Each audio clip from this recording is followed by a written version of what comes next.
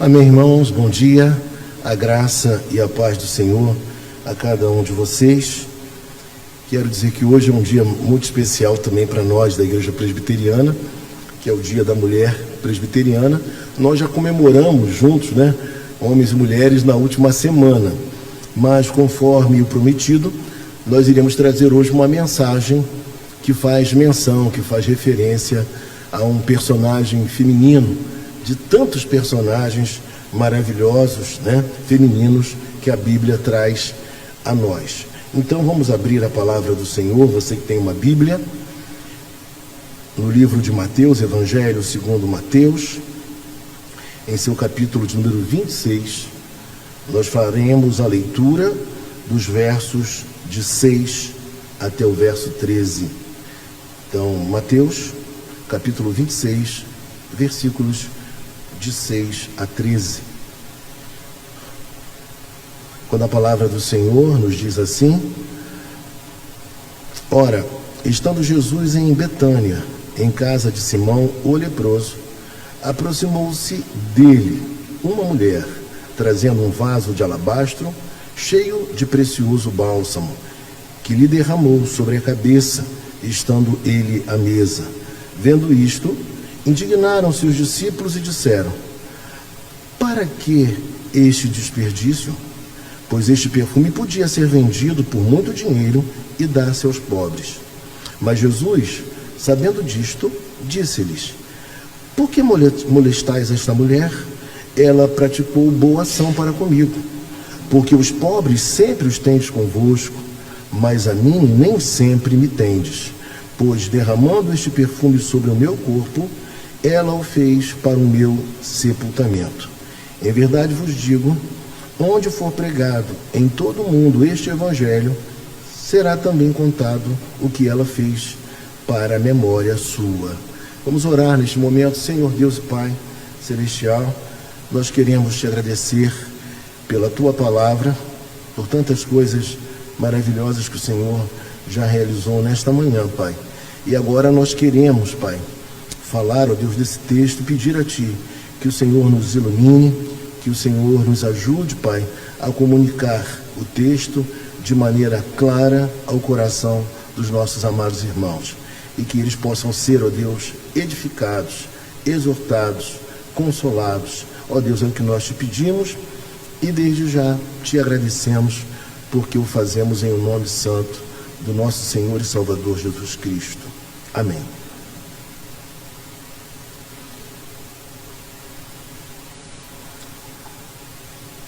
Meus irmãos, o texto que está à nossa frente, ele fala de um encontro havido poucos dias antes da Páscoa. E durante a Páscoa era muito comum que o judeu ele fosse mais generoso do que o habitual. Então, que ele desse algum tipo de benesse, algum presente, algum valor às pessoas. Isso era muito comum entre eles. E o texto vai nos falar que Jesus está em Betânia. Betânia, um lugar caro, um lugar importante para Jesus, no qual ele possuía amigos. Gente, nada tão bom, tão maravilhoso do que estar entre amigos. Quando nós estamos entre amigos, nós ficamos à vontade. Nós revemos pessoas caras, que a história pôde nos unir e traz à nossa memória momentos vividos de muito significado e importância. E aqui na passagem, logo no versículo de número 6, nós vemos que o texto vai nos informar que eles estavam em casa de Simão, o leproso. E nós poderíamos dizer que não era Simão mais o leproso, era o Simão ex-leproso, alguém que fora curado pelo Senhor Jesus Cristo. Porque, obviamente, se ele fosse leproso, todos os judeus não poderiam estar em sua casa, porque estariam impuros cerimonialmente. Dá para entender o que eu estou dizendo? Então, obviamente, ele é Simão, o ex-leproso, curado por Jesus Cristo. Também na cena vai aparecer um outro personagem muito amado por Jesus, que é Lázaro. Vocês devem lembrar que o menor versículo da Bíblia diz que Jesus chorou. Ele chorou a morte de Lázaro. Então Lázaro também era uma pessoa muito cara a Jesus, bem como suas irmãs, Marta e Maria. Então, que coisa boa, é época de festa, Jesus está ali entre os seus amigos e queridos, amados, só que nós sabemos que estava se aproximando o seu martírio. E aprove a Deus que fosse justamente uma mulher, e não seus discípulos homens, mas uma mulher, a fazer algo especial em relação a Jesus. Isso prova, mais uma vez, que o Evangelho, ele conta a história como ela é. O Evangelho não é machista, como muita gente tenta dizer. Jesus não tem nenhum problema em relação às mulheres e também em reconhecer o seu valor, a sua importância e os seus atos de grandeza. Alguns chegam a dizer, inclusive, que Maria, por estar sempre perto de Jesus e assentada para ouvi-lo, como nós conhecemos bem a sua história, Maria, ela conseguiu entender o que estava se passando ali, a importância daquele momento, e sendo assim, ela faz algo esplendoroso, algo maravilhoso, que é uma grande expressão de amor, de devoção para com Jesus Cristo. Então tudo isso se dá em Betânia e na casa de Simão, o ex-leproso. E o texto prossegue nos dizendo: aproximou-se dele uma mulher. E lá em João capítulo 12, versículo 18, lá nós vamos ver que, de 1 a 8, perdão, 12, de 1 a 8, nós vemos, por exemplo, que o nome de Maria, ele é citado, tá? Ele é citado claramente. Aproximou-se dele uma mulher, trazendo um vaso de alabastro, cheio de precioso bálsamo, que lhe derramou sobre a cabeça, estando ele à mesa. Algumas coisas importantes aqui é que aproximadamente o valor deste perfume que estava dentro desse recipiente, o alabastro, era na verdade de 300 denários. E o que é isso? Um denário era aquilo que um trabalhador comum e também um soldado romano recebiam por um dia de trabalho.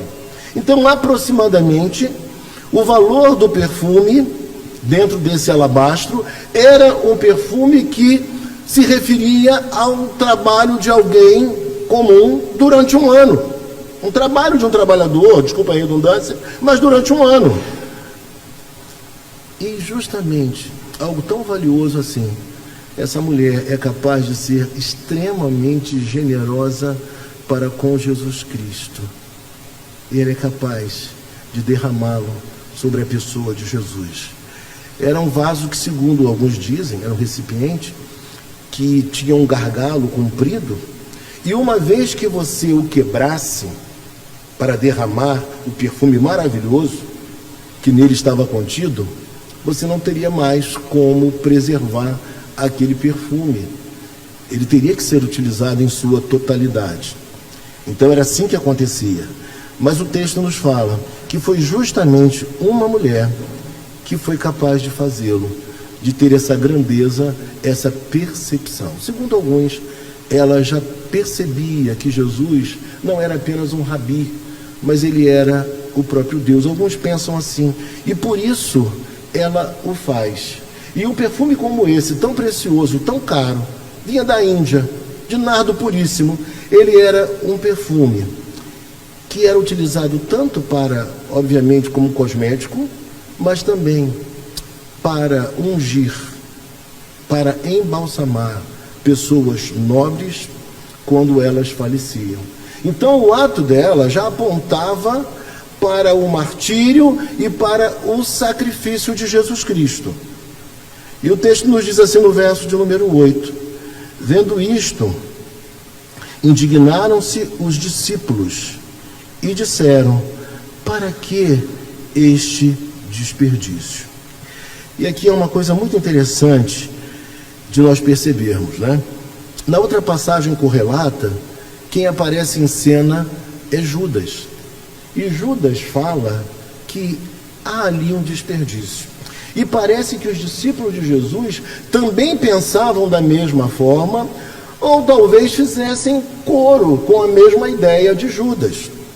E Jesus, por ser Deus, ele sabia o que estava se passando na mente de seus discípulos. Ele sabia o que eles estavam cogitando.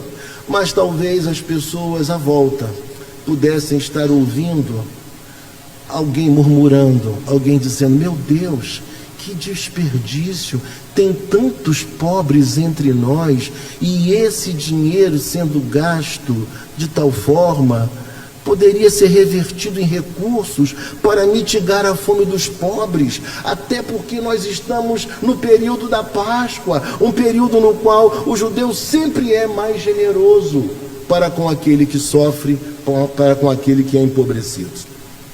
Então, aquilo que é visto por muitos como um desperdício, para Jesus é visto como uma grande devoção, como uma dádiva, como uma boa ação. E isso nós precisamos pensar na nossa própria espiritualidade. Porque por vezes nós fechamos as nossas mãos, por vezes não somos tão generosos como deveríamos, e por vezes utilizando o mesmo raciocínio usado aqui, dizendo: tem muito pobre, não vamos dar não para a obra de Deus não, vamos dar para aquele que está passando fome lá fora, aquele que está sofrendo. Mas nem sempre esse raciocínio, como também não era o de Judas, tinha como objetivo a preocupação com aqueles que sofrem em nossa sociedade. Na verdade, o que estava no coração de Judas era uma insensibilidade com a pessoa de Jesus. Judas cogitava que Jesus fosse um grande libertador, um grande guerreiro, aquele que iria subverter a ordem social e assumir o poder. Era o que Judas pensava, era nisso que ele acreditava. E ele vende Jesus por quantas moedas de prata? 30 moedas de prata. Ele traz Jesus por 30 moedas de prata. Alguns chegam a dizer que 30 moedas de prata equivaliam a 120 denários. Ou seja, um valor inferior ao perfume que fora derramado sobre Jesus. O que prova que este homem dava valor a Jesus de maneira muito pequena em relação ao que aquela mulher fez. Ela foi capaz de um ato muito mais generoso. E ele vendeu Jesus por apenas 30 moedas de prata. Sem amor, sem consideração, tendo um coração muito mais apegado aos valores materiais do que aos valores espirituais. Então, o seu discurso aqui, a sua retórica aqui, ela era apenas algo para camuflar como estava e como era o seu coração. E aí o texto nos diz que eles ficaram indignados e disseram: por que tanto desperdício? Eu vejo que Jesus vai colocar as coisas nos seus devidos lugares. Jesus vai mostrar que tudo tem o seu lugar, que tudo tem o seu grau de importância. A Bíblia nos ensina que devemos amar a Deus sobre todas as coisas e ao próximo. Então, o grande mandamento da lei de Moisés, corroborado nas palavras de Jesus no Novo Testamento, era o amor.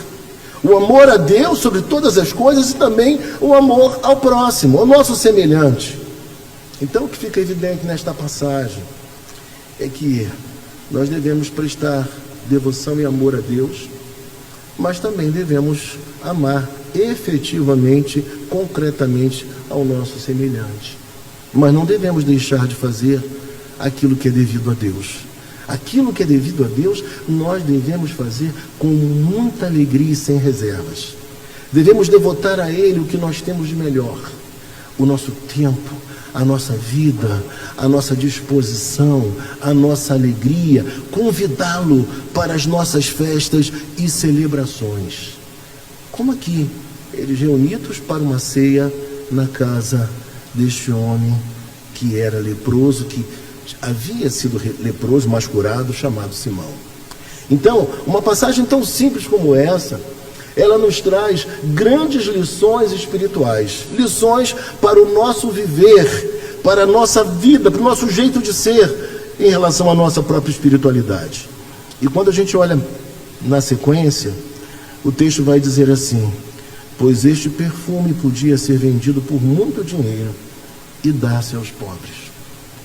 E Jesus mostra para nós aqui nesta passagem que nós sempre teremos oportunidade de assistir e de ajudar aqueles que são mais necessitados e mais carentes. Sempre nós teremos pessoas empobrecidas ao nosso lado.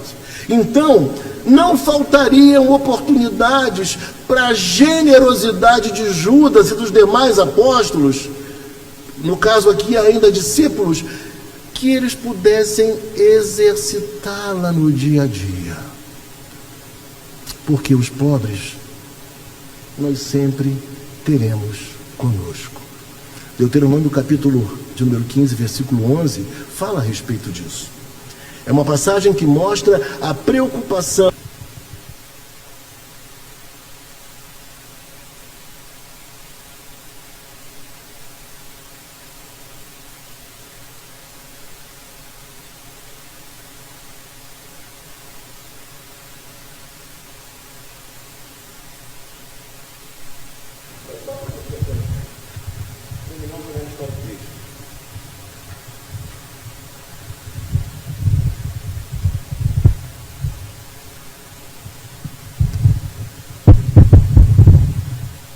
Obrigado, Sérgio.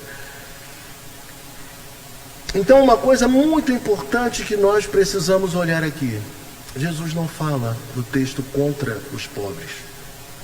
Jesus não diz que não é para se abençoar e cuidar daqueles que passam por necessidades.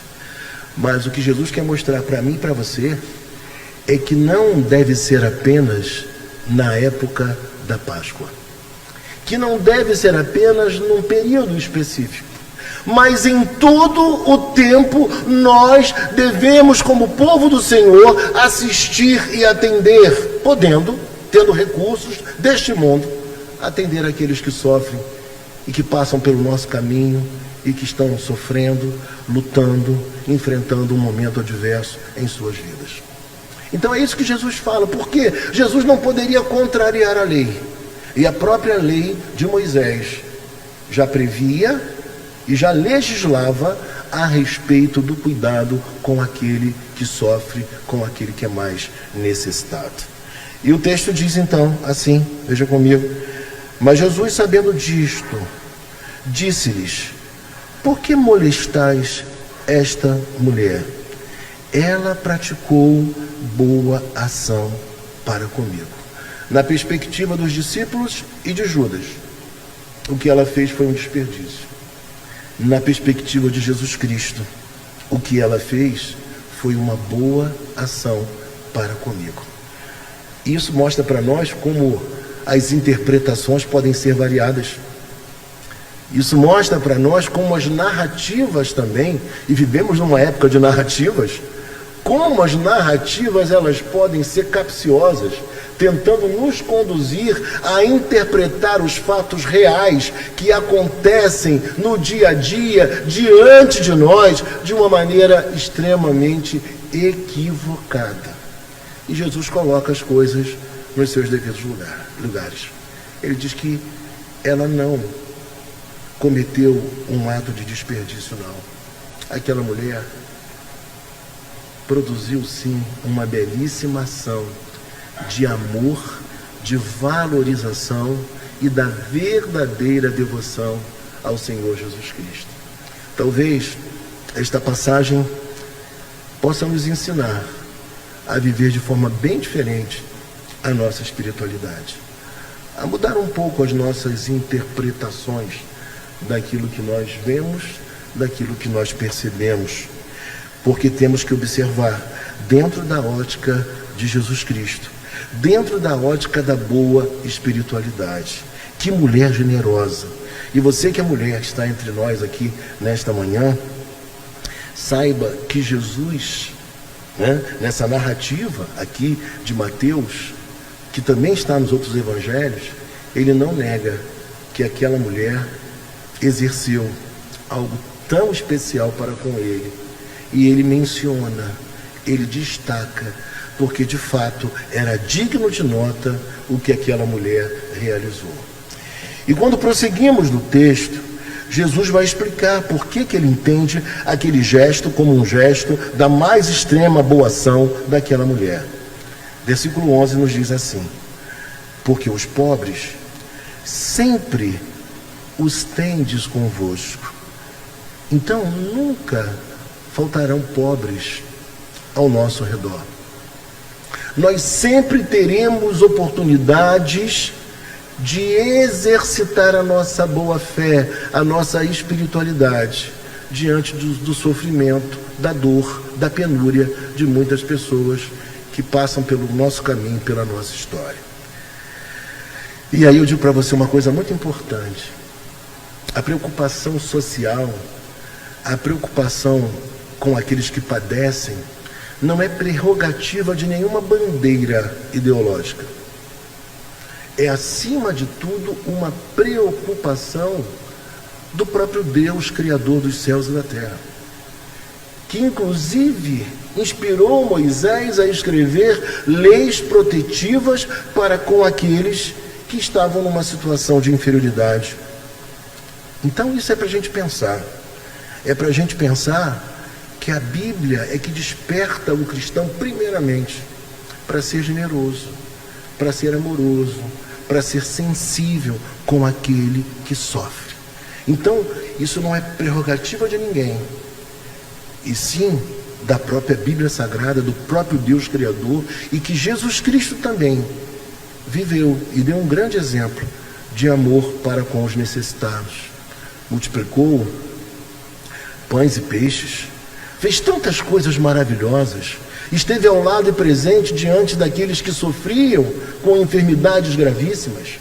Jesus sempre foi assim e convida, obviamente, os cristãos para viverem da mesma maneira. Então isso aqui é uma bandeira nossa. Nós que somos cristãos, que somos espirituais, que conhecemos a Deus, que somos de Jesus Cristo, nós precisamos ser assim.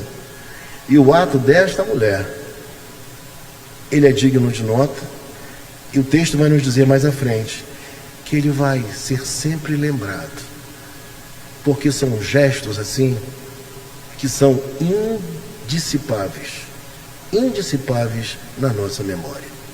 Talvez quem faz o bem, talvez quem faça o bem, não lembre daquilo que realizou. Se esqueça. Mas aquele que foi objeto da bênção, do amor, da consideração, do carinho, da generosidade do outro, nunca se esquece. E Jesus valorizou tanto que essa mulher fez, que ele diz que aquele gesto deveria ser sempre lembrado, sempre que o Evangelho fosse pregado. E o texto nos diz assim, veja comigo, olhe para a sua Bíblia: pois derramando este perfume sobre o meu corpo, ela o fez para o meu sepultamento. Jesus aproveita aquela oportunidade ali para fazer algo singular, para lembrar a todos que o que lhe estava proposto era o martírio, era a cruz. Sabemos que Pedro não queria que Jesus enfrentasse a cruz, queria isentá-lo da cruz, demovê-lo de ir à cruz, do seu sofrimento. Não gostou dessa conversa. Mas nós sabemos também que era a sua missão, que ele foi ungido justamente para viver aquilo que ele viveu, para fazer na cruz o que ele fez, porque fez aquilo que nós não poderíamos fazer. E o texto nos fala então que ele diz que ela, ao derramar o perfume, ela o fez antecipando aquilo que ainda viria a acontecer, que era o seu sepultamento, a sua morte, o seu martírio. E aí eu reitero, alguns olhando para esta passagem entendem que ela, por ser bem próxima a Jesus, sentar-se e aprender diretamente dele, ela foi capaz de perceber e compreender algo que até mesmo os seus discípulos tinham uma grande e profunda dificuldade, que era justamente saber que o seu Senhor, ele iria enfrentar a própria morte. E na sequência, o versículo 13 nos diz: em verdade vos digo, onde for pregado em todo o mundo este evangelho, será também contado o que ela fez, para memória sua. E hoje aqui, nós estamos lembrando o que esta mulher fez também. E nós estamos lembrando também que Jesus, ele reconhece que aquele ato apontava para a sua morte e para o seu martírio. E daqui a pouco nós iremos partir o pão. E o partir do pão, Santa Ceia, ela nos conduz, ela nos lembra, ela nos aponta para o sacrifício de Jesus Cristo, que foi o seu ato mais sublime para que nós pudéssemos ser reconciliados com Deus. Ele nos perdoa os pecados, ele nos reconcilia com Deus, ele nos dá a vida eterna. E justamente Maria foi um instrumento usado por Deus, conduzido por Deus para um ato de tamanha generosidade, de tamanho amor. E aí eu digo a você nesta manhã, aquilo que aquela mulher fez foi considerado, valorizado por Jesus, embora alguns desprezassem e vissem como um grande desperdício. E eu pergunto a você, como tem sido a sua vida? O que você tem feito em relação a Jesus Cristo? Diria para você que toda a nossa entrega, que toda a nossa devoção, toda a nossa disposição em amá-lo, em viver para Ele, é tudo aquilo que nós devemos ofertar como uma resposta diante de tão grande amor que Ele demonstrou por você e que Ele demonstrou por mim também. Então, na manhã de hoje, nós estamos aqui para participar do pão e do vinho, mas quando nós o fazemos, nós somos levados não a lembrar dos grandes milagres que Ele de fato realizou. Nesta cena aqui nós vemos Simão, o ex-leproso. Também Lázaro estava presente. Nós vemos as curas, sim, mas quando vamos participar da Santa Ceia, mesmo nós que já recebemos curas e bênçãos da parte de Deus, inclusive em nosso físico, nós precisamos lembrar justamente da sua entrega e do seu martírio e agradecer a Ele por isso. Então nós vamos participar do pão e também do vinho na manhã de hoje. Mas ao fazê-lo, nós precisamos seguir alguns princípios importantes para que comunguemos da maneira correta. Eu diria para você que nós precisamos nos autoexaminar. Como diz a palavra do Senhor, em 1 Coríntios 11, 28, examine-se, pois, o homem a si mesmo, e assim coma do pão e beba do cálice. Eu tenho que, neste momento, fazer uma oração a Deus e dizer para Ele o que se passa em meu coração. Eu preciso fazer um autoexame à luz do Espírito Santo. Por que isso, meus irmãos? Porque se eu for alguém extremamente duro comigo mesmo, eu nunca participarei da Santa Ceia. Mas se eu for também alguém muito perdoador, gente, sabe o que vai acontecer? Eu vou participar da Santa Ceia, mas sem ter feito o autoexame necessário. Eu não vou discernir o corpo. Então eu preciso fazer isso à luz da Santa Ceia, à luz do Espírito Santo, para participar da Santa Ceia. Eu preciso também, como eu sempre costumo dizer, ter um olhar no entorno da mesa.